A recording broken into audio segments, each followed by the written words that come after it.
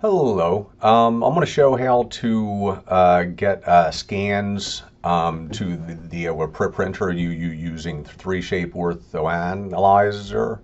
Um, as you can see, I already have orthoanalyzer open. So the first thing that I need to do is I need to create a new patient. Um, Go with my first name, and then I got to find, and then I got to use something that I can find, and I'll show you why in a little bit. So I create it myself. Then I need to create a new model set. I'm going to use my birthday. You can all wish me a happy birthday. I'm 47. I thought I was 48, so I gave myself a birthday present when I figured that one out. Create that. Then it's going to ask me to import the scans. So I got to go find them on my desktop. And I'm looking. There we go. So for the video, so I'm going to get the upper first, open. Then I'm going to get the lower and open that. And then I'm going to load. This is going to take a little bit depending on the type of scan that you get. If you get a trio scan, this all goes a lot faster. So as you can see, I have my scans now as the shells, and this is the part that I don't like. I can't do nothing. So I need to get out of here.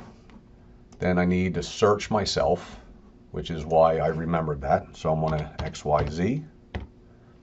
It's going to bring me up again. And then I'm going to left click here, right click, and I'm going to go down to prepare model set. So the first thing that it's going to ask me to do is the occlusal and sagittal planes. So I don't need the lower, so I'm going to be getting out of there. And I'm going to make the occlusal plane with the 3 points, the sagittal plane, and I'm going to click OK. Now it's asking me the splines. Now this is another part that I really don't like because I heard that in the dental suite we can choose a different type of base, where it's straight down base, but here you have to choose one of these, and so I just always stick with the tweed. Then I'm going to make my splines. This is actually a really good scan. So there's not a lot of artifacts and stuff that I need to get away from and maneuver around. If you do have too many artifacts, you might have to jump ahead and do the sculpt and then go back. But on this one I don't. So I got the lower. This is where you're going to run into most of the artifacts. You're going to get tongue, you're going to get cheek, you might even get some fingers. But as I said, this is a pretty good scan. And this is all me, so it's HIPAA compliant. And even more people get to see my big mouth. And also I have a tendency to talk too much. Talk to my wife about that. It annoys the living hell out of her. But then I'd like to do like a fast edit. So if you don't have it quite right, you can come in and change it. It just creates like more points. But there I have my splines. So I'm going to bring the upper back. I'm going to bring it back to that orientation, and I'm going to click next. It's going to add the base. This is what I really don't like, because you have to add one of these bases. I wish that it just cut straight down, which is available in the dental suite but not available in this one. So I click next, creates the base. Here we go. Takes a little bit, and there we go. So I got a base there. So I'm going to click OK, and then it's going to take me straight into the sculpt tools. And then the base that I just created, I got to cut it away, because you have to remember that when you're printing, the less it's really expensive. So of course, the less that you have to print, the better off that you are. So I'm going to start this one out as setting it up for a horizontal print. It's a little bit different. I'm going to create my cut lines. And it's going to go there. Okay, so, and then I can see, so I got to switch out and then switch back in. I just found out this neat little trick, because I see I can remove some of this extra stuff too. And I don't have to go all the way around. I can just say, I want to get rid of that, and then come over here and hit apply. I'm just going to cut that off. Now, one thing that I really do like about using this program is the other tools that it offers. Like right now, that's the add tool, the remove tool, and the smooth tool. So I typically like to just go in and smooth everything. I mean, I really don't know why, but okay. And then, so like, say if I was going to have add items clasps on this model, that's where I can come in. I got a preset remove tool here, and then I can actually notch out for the model. I can notch out for the items class on the both sides. Now, something else that I like about this is the debonding tool. There's no real debonding tool. It's the remove artifacts tool. But the first thing that I'm going to do is I'm going to build up something on this tooth here, and let's just say that this is a bracket here. I know it doesn't look like a bracket, but it's a big piece of ugliness that needs to be removed from the model. So I can just go to the remove artifact tool, circle it, apply, and there you go.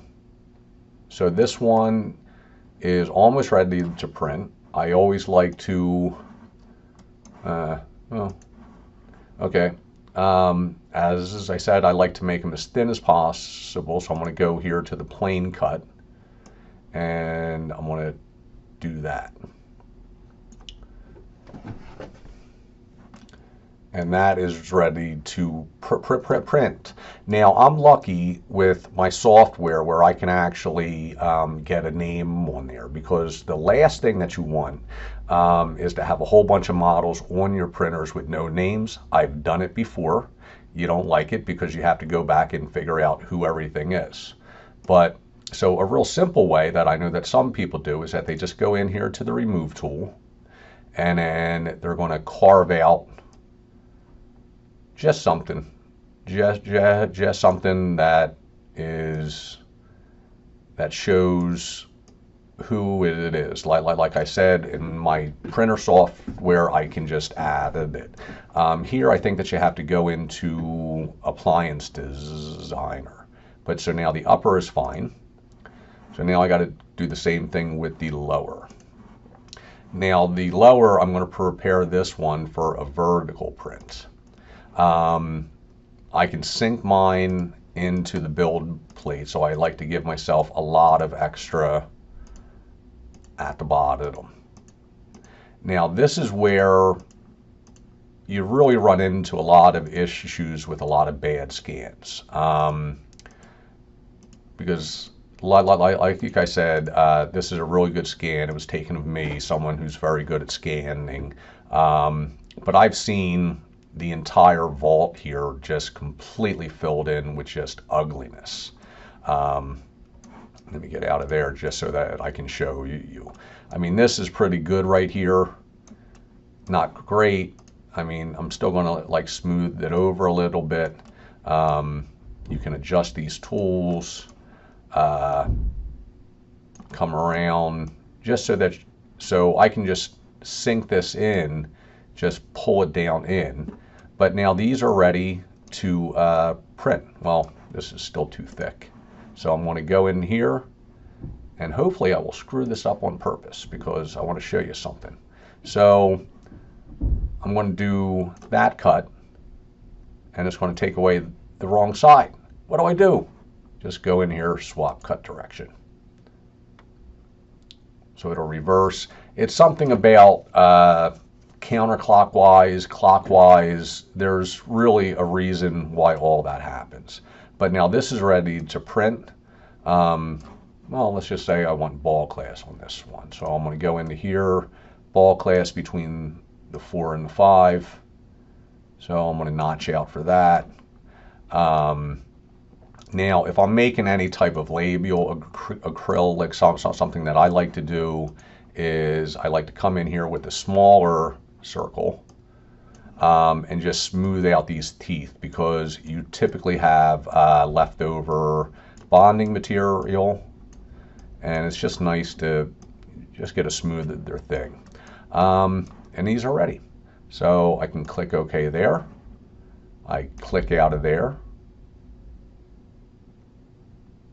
It brings me right there, and then I can export.